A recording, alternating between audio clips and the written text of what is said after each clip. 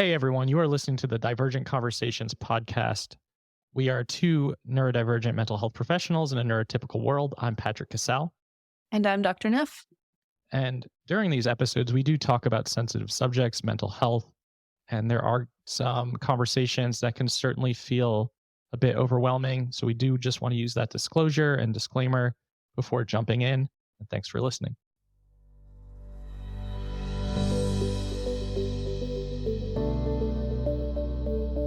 Hey everyone, welcome back to another episode of the Divergent Conversations podcast. Today we are doing an Ask the Audience episode. We asked for questions for you all to submit on our Instagram at Divergent Conversations, and we had quite a bit of response. So we're going to see where these take us and hopefully answer a lot of these to the best of our abilities. So Megan, I think we wanted to start with the one that is what has been the most surprising thing about hosting this podcast?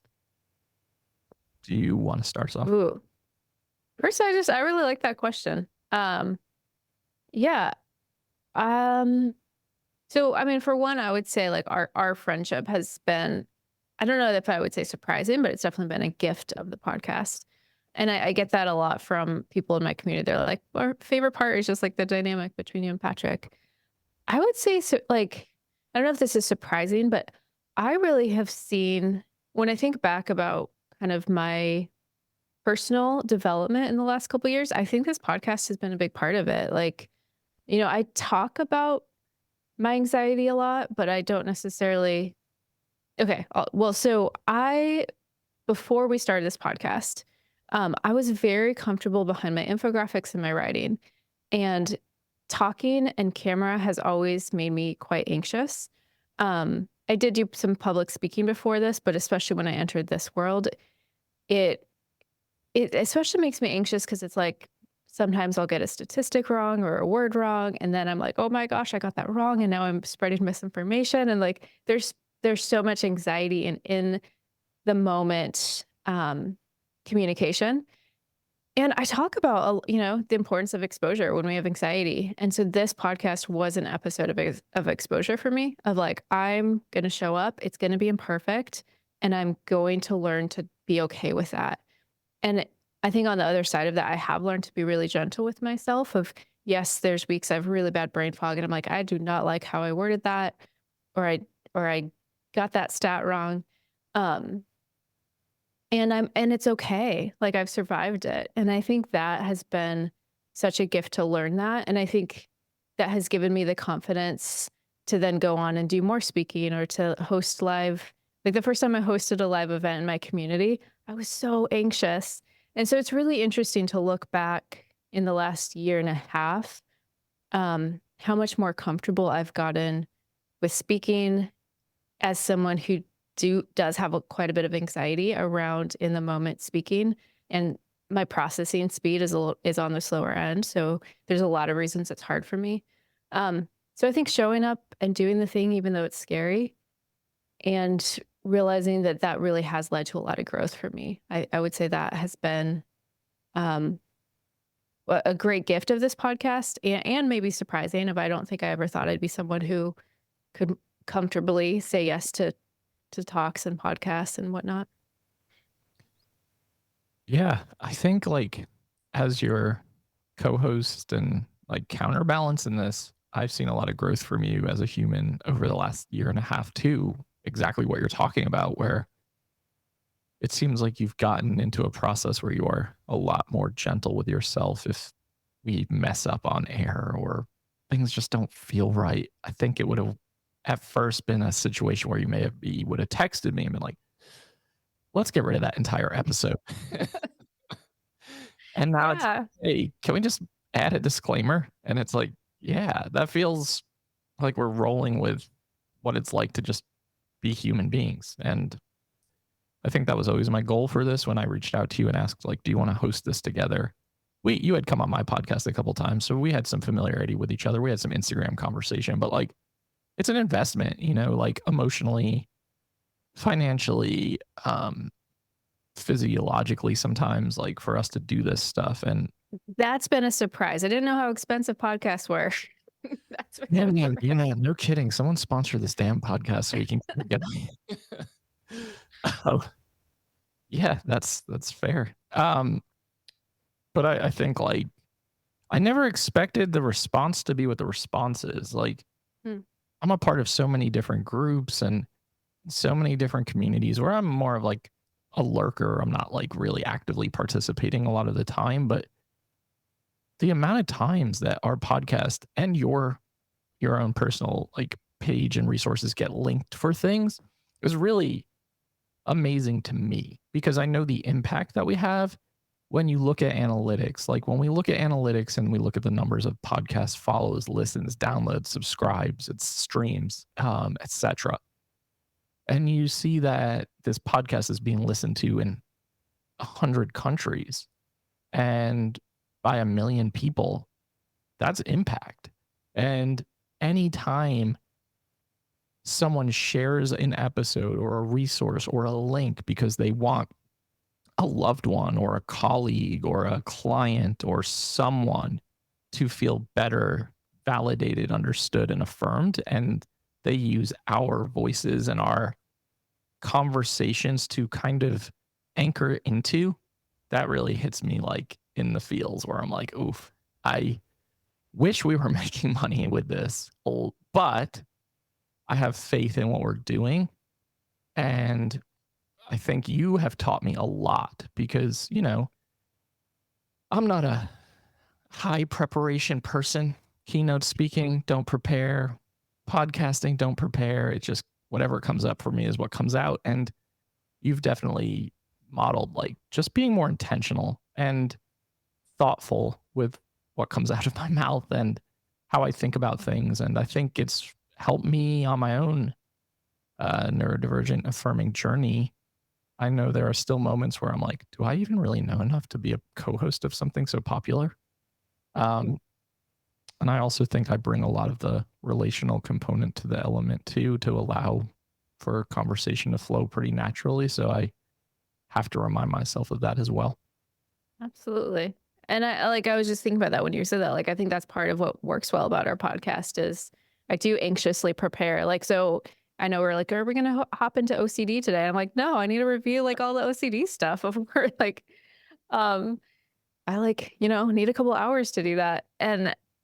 But if it was just my mind, I think it would feel more lectury more. And so I think like I love that energies that we both bring that keep it feeling, I think, informed and also alive and generative and personal.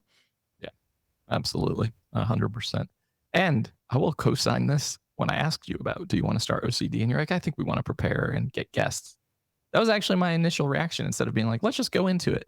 Because then I think like, do I even know enough about OCD as a clinician to have 4 episodes right now? So I'm looking forward to doing these collections as we go. I think that's what you see with podcasts, like especially good ones that like you follow the interest, right? And you follow what feels inspiring in conversation because otherwise it just falls flat on people.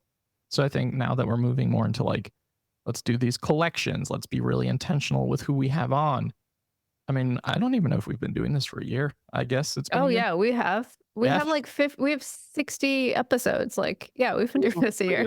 But we re-released like 10 6. or 6. Okay. Patrick, So, we've been doing this for like a year and a half, oh I wow. think.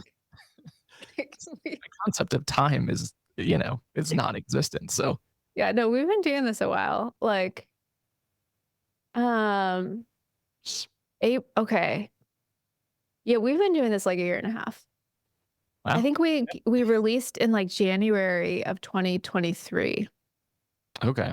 And then we held off a little bit because I was traveling a lot and we had some episodes and we wanted to get everything like safe. Yes. Okay. Yeah. So then, but I think we started releasing weekly in like maybe spring, early spring of 2023. And that makes sense. I Yeah. mean, not a lot of podcasts hit 1 million downloads. I think that's an enormous accomplishment that I know we both struggle with like. And I have no idea. Like, I have no reference points for podcasts. I'm like, okay, that sounds big. That sounds scary. So I think, but I like purposely don't think about it because then I'd get back into my anxiety. yeah, And I know you don't fair. you don't share the analytics with me for that same reason. I don't share when reels of ours go viral. I don't share bad reviews. Thank A you. lot of Those bad become reviews about intrusive my loops. voice, which is, can't do anything about that. You've Which you've gotten bad reviews about your voice? I've got like 7. Oh my gosh. People who are like, love the content, can't listen to the vocal fry. Maybe they should clean the audio Oh, up. And I'm like, it's just my voice. Like, I just can't change how my voice sounds after that 4 sucks. That really sucks. Yeah. So I think RSD is a thing, as we've talked about. We have a popular podcast. It's pretty remarkable because what I think about is from the coaching element. I run into so many people who try to start things that just never take off. And the fact that ours took off so quickly, a lot of podcasters would say it takes about 5 to 7 years to obtain 1 million total downloads. We hit that in about a year, which is wild. Again, y'all listening, sponsor the damn podcast. You'll get in front of a lot of people. But I take a lot of credit in that with like how we've shown up through the good, bad, and the ugly. Like sometimes the behind the scenes conversations that you and I have about expectations or communication or what we want out of this, as we're both busy humans. And I really appreciate that we've created a friendship where we can have conversations about like what is important to both of us in this dynamic. Absolutely. Absolutely. Yeah. Yeah, I really appreciate how and that was one of the things I said to you when we started is like I am doing a lot of education, but I want a place to be more human. And I think that's really also what people are responding to is like we're showing up as our imperfect human selves. And that's also like that's part of like I don't know what your experience has been, but that's part of what also helps me be gentle with myself is like showing up as my imperfect human self and then the really kind, warm response, both from you, but from listeners, like that's been incredibly healing for me. Yeah. Which again, thank you for not sharing the bad reviews for that reason. That would, not that like I want to, constructive feedback. I always want to be open to, but there's just meanness. The good ones are so good. And that's what I try to focus on. And I share those with you from time to time. But the ones that are, you're just like, all right, whatever, who fucking cares? But yeah, I mean, I've learned so much about just myself on this podcast, like just about autism and ADHD and about my sensory struggles and about putting better boundaries in place. And I thank you for that because like I've gotten significantly better and I still have a long way to go with that. But like really becoming so much more intentional in trying to combat autistic burnout all the time and that being like at the forefront of my mind in like every decision that I make. Is this going to lead me towards this or is this going to pull me away from this? And I think that's like thanks to this and having this resource and replaying a lot of the conversations that we've had in my head has been super helpful in my own journey. I love this. It's like personal growth through podcasting. So if you want to go on a personal growth journey, start a podcast. Yeah. Really simple, really cheap. Yeah. There's easier ways to get personal development. But yeah, I do like reflecting on the personal development of hosting this thing with you. Because there's been a lot of it for both of us, it sounds like. For sure. So whoever asked that question, thank you for it. Yeah. Okay. I'm getting the like, oh, I feel like I'm talking about myself and our podcast too much. Let's get to content. Sure. Go for it. I'm getting that itch in my head. So I kind of clustered some of the questions, diagnosis and treatment. We got some questions around that.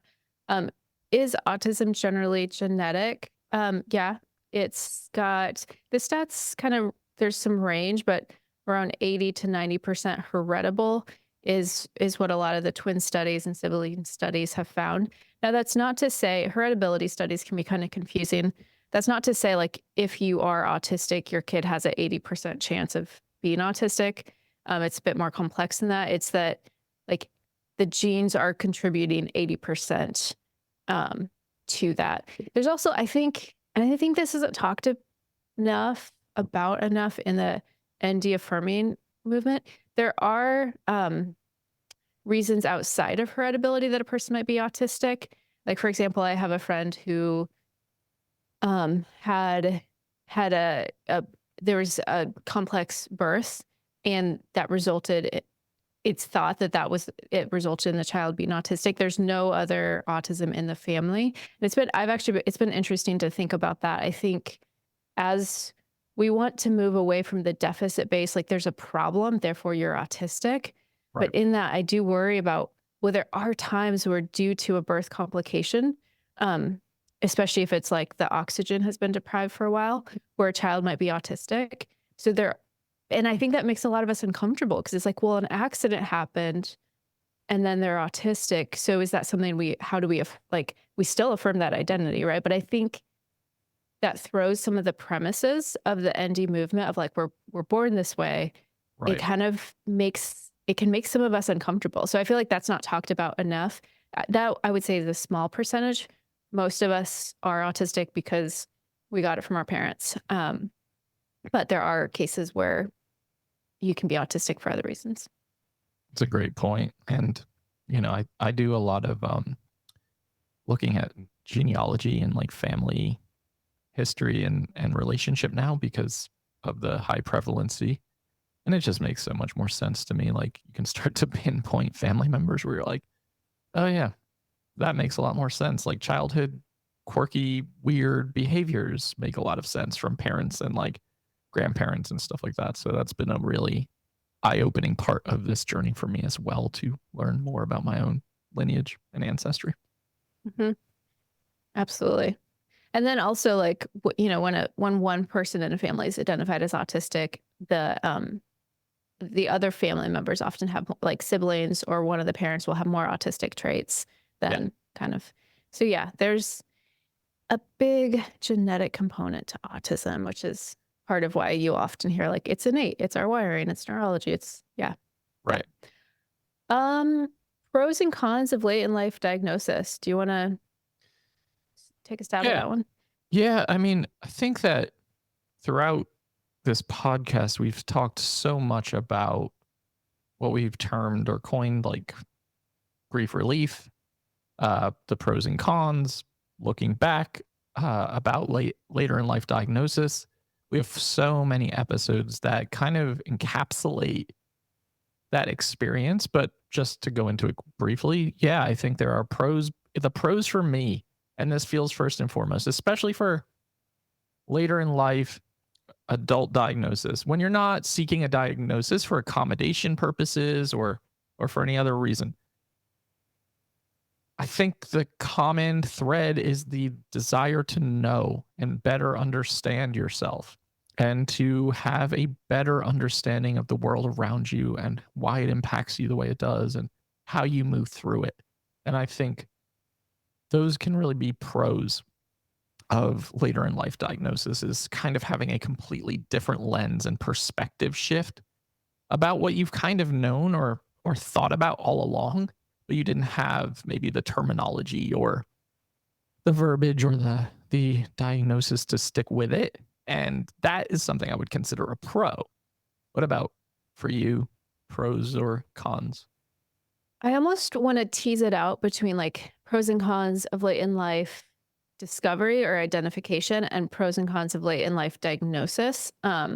So with like discovery, I think all of the identity piece, that having the accurate lens to understand ourselves.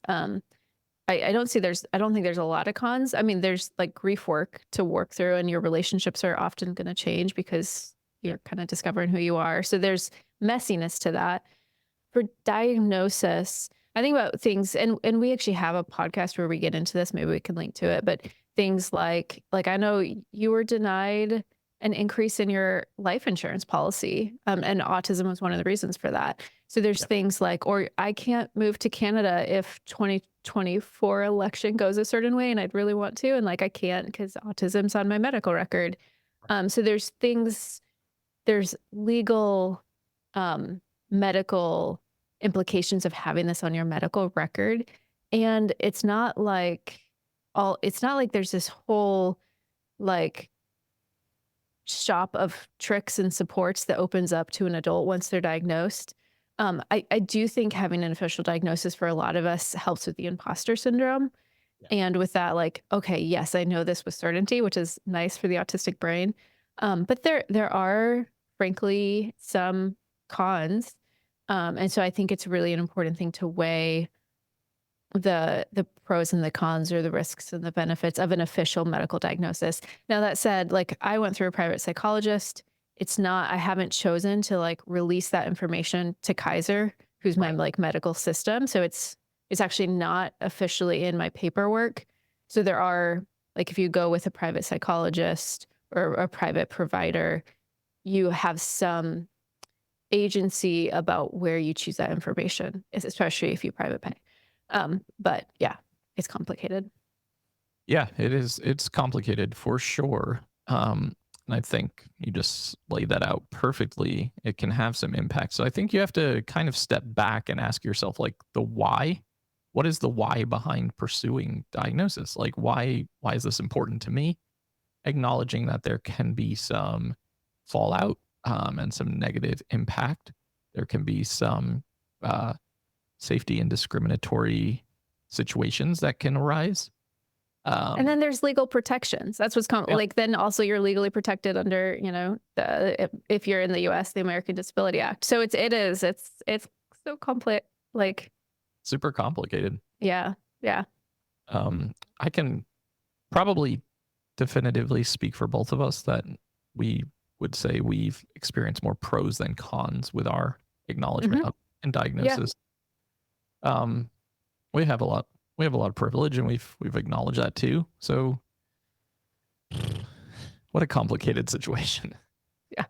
Um, which is a good segue into the next question, which is Hmm. what to do after diagnosis. And I honestly want to write a book. It's been on my mind for a long time, called like something like "You're autistic." Dot dot dot. Now what? Because, Oh my gosh, I love that. Yeah. well, I think about how, if we're talking about how your complete world shifts and changes, you're Yeah. still the same human, right? Like, you're still the same person that you've always been.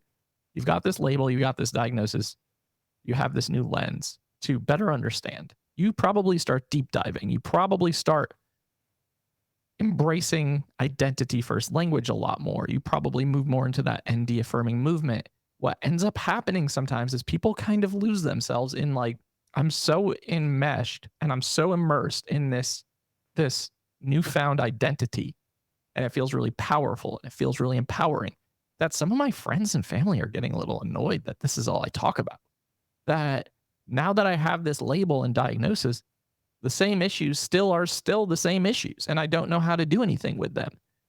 There's a lot of questioning and a lot of confusion and a lot of overwhelm post diagnosis, and I really want to write that book to help normalize the process, because, like, it is an overwhelming experience. Absolutely. Yeah, no, I have an infographic that's like, now what? And it's basically the idea, like, okay, you're autistic. Here are themes that often come up in therapy for autistic people. And I also want to like develop this more, because it's really been interesting to be in community with other therapists working with later identified autistic people. We're seeing the same themes come up for people. Like, there is kind of an identity development process that it's like, oh wow, this is really interesting because it unfolds so similarly for people. I think you nailed it with like the identity piece. There's a lot of identity exploration, especially because most of us identified later have masked a lot. So the process of unmasking, or there's a term I really like from an Australian writer. She talks about it as unearthing, which I really like that. It's more like grounded and embodied. This process of coming to know ourselves. And I've found that leads to a lot of identity exploration. Like, for me personally, it led to gender and sexuality exploration. It led to like a shifting of my religious identity. Um, like we said, relationships can change. So I often say it's like, once you have this lens, it's like all identities are back on the table. Um, and that was very much my experience. And I see that a lot for a lot of folks. I also think things like healing our relationship to our body. So a lot of us have coped with the sensory overwhelm by becoming very dissociated from our body, from our experience, learning about our sensory system, learning how to sensory regulate, learning about our nervous system, like all that body work essentially. Um, and emotions tend to come with body work, as obnoxious as that is. So learning to work with our emotions, which we then have a lot of in this process. Um, there's often a lot of internalized ableism and neurodivergent shame. I think learning to like be gentle with ourselves. So yeah, there's kind of these key themes that I definitely notice come up for folks. And yeah, I think I lost the question, but I'm at the end of my thought. No, I mean, you answered it really well. And I think that could be a whole episode, honestly. Like, might write that down, like what to do after your Mhm. diagnosis, because I really do think it brings up so many questions and so much confusion and overwhelm and newfound perspective and new identification. And you're kind of relearning who you are in a lot of ways. Like we've Yeah. talked about on here so many times. What do we even like to do?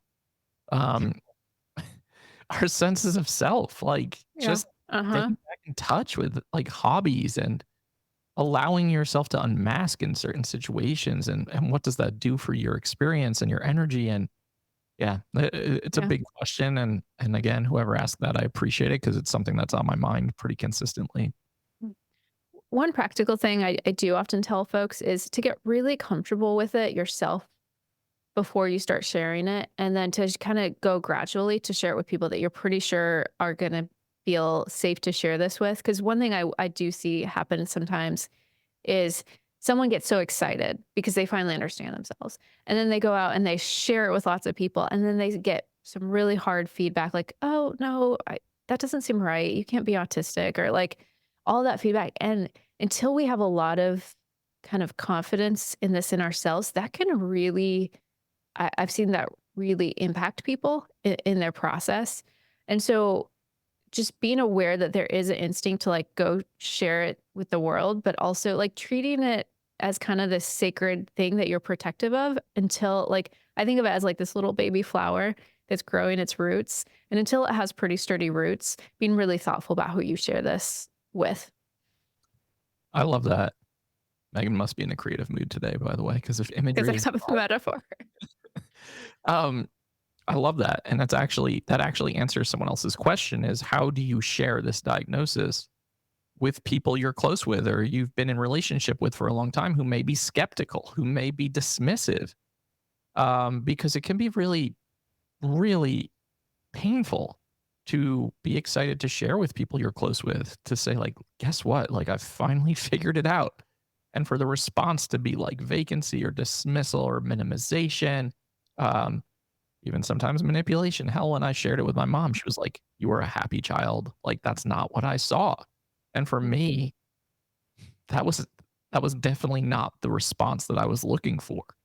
Um, or you can share it with people who kind of get it. I think taking it a step further is if you can share it with other neurodivergent people. I think that's really important if you want to share in a really safe container a lot of the time. Um, People who have also gone through their own exploration and diagnosis process, or at least questioning it, um, it feels like that can be a big place to do it. This was not a question, but this could take us down a rabbit trail, and I don't want to go down it right now because of time. But like, even sharing it with a therapist is not always a safe conversation if that therapist is not a neurodivergent affirming therapist or doesn't really know how to respond, because a lot of the times we've heard the horror stories, which are true for a lot of people, where the therapist has immediately said like, I'm not well versed in autism, I don't know how to support you, I'll help you refer out. And so anyway, I don't want to go down that rabbit hole right now, but that also happens. So I think, like you said, treating it really delicately, protecting it until you feel really confident, because there is definitely going to be a situation where people are going to respond with their own ableist perspectives too that they haven't unpacked. Like for me, I know I've shared before that a lot of responses were like, but quote unquote, you're so high functioning and you run so many businesses and you're so smart and successful. So like that also really plays a role in the social disability movement and is really emotionally impactful as well. Yeah. And I know we've talked about this before in here too, but I think that's part of what can be so exhausting about it is self-disclosure often also walks hand in hand okay, hands don't walk. My metaphors are mixing. Walks with educating. So like, yes, I'm autistic. Oh yes, autistic people can run businesses. And so I think that is part it, of the thought process too, is like, okay, do I feel prepared to educate? Do I have the energy to educate right now?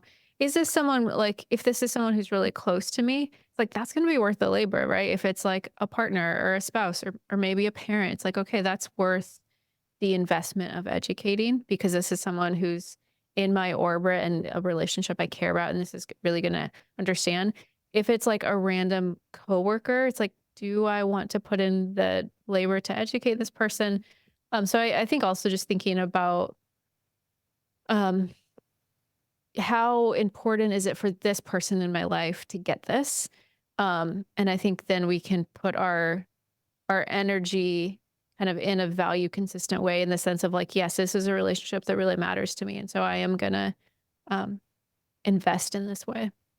I love that. So also flip side of that, maybe don't spend your limited energy and resources educating people in social media threads who are Mhm, maybe not going to get it. And I think mhm. that's another side of the post-diagnostic process is like wanting to educate everybody and share everything you've learned. And sometimes people that's just going to fall on deaf ears and it's just not going to go the way that you want it to. So be protective of how you talk about things. Mhm.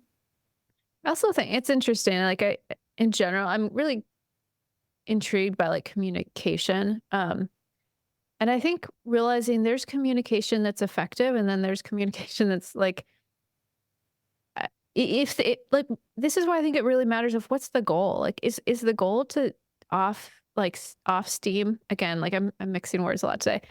Your anger, like that's a valid goal. If you have anger because there's been some misinformation and you've been missed, like that is so valid, but also know like that's what you're getting from the dialogue.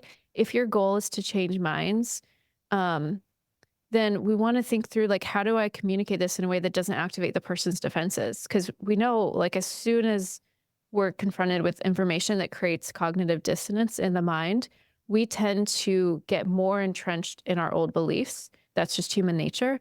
So there's ways of coming at these conversations that makes it less likely for the other person's defenses to get activated. Um, and I think, and that's part of what gets missed in social media is like, there's just, I think there's a lot of expression of emotion under the guise of conversation. And again, there's validity in having an emotional response. Um, but maybe the intentions aren't matched, like between two people having a conversation online. I'm not sure if I'm making sense, but You're making perfect sense. I agree 100%. Okay, where do we want to go from here? We've got mental health and co-occurring conditions. We've got initiating dialogue. We've got personal and professional challenges. A lot of questions about couples. I don't think we can get into that today with our limited window, but we should definitely. We've mentioned before doing an episode on like cross neurotype couples and communication and relationship, and I think that we probably should, yeah. Can I grab a question I see that kind of connects? We've been talking about diagnosis. yeah, absolutely. Thoughts on online assessments. So first, and I once made a post where I used the word assessment and I should have used the word screener. That's my bad. So these are actually online screeners. And the word, so a screener is something where it's like if you go to the doctors, it's really common to get like the PHQ-9, which is a depression screener. And it's what that does is it's like, okay, if this is positive, it means we should ask more questions to determine if the person's experiencing depression. And so what's available online are screeners. And this is like, okay, your AQ or your CAT-Q, these are these are above threshold. This signifies we should do more investigation. Um, I like to think of these online screeners as a data point, and it's a really valuable data point. There's some really good ones out there. I think the AQ, the CAT-Q, the RBQ2. These are all like back when I was doing assessments, these are all part of my battery. We do more on top of that, but these are really good data points, and they are one data point as which gives you one perspective and as part of like the bigger whole. But yeah, I think this is a great place if you're starting to explore autism. I think this is a great place to start is with those online screeners. Agreed. I think it's a good like entrance way to pique Yeah. your curiosity and then Yep. to do significantly more deep diving and Mhm. assessment and Yeah. testing. But I wouldn't be like, okay, one of these was positive, therefore I'm obviously autistic or I'm obviously ADHD, because there can be other reasons why a person might be positive on one. Um, but yeah, yeah, yeah. Embrace Autism is a great resource for people looking for online screeners. They have a bunch, and they also have a lot of education about the screener, as well as like you can automatically get your score when you do it online. So that's a great resource. Yeah, absolutely. Okay, that wraps up episode 1 of Ask Our Audience. Today, we are going to start doing this once a month where we ask questions of the audience and we try to answer them live on air while we're recording. Next week, we will do another follow up on getting to the questions that we didn't get to today because of time. But thank you for submitting them and thank you for supporting.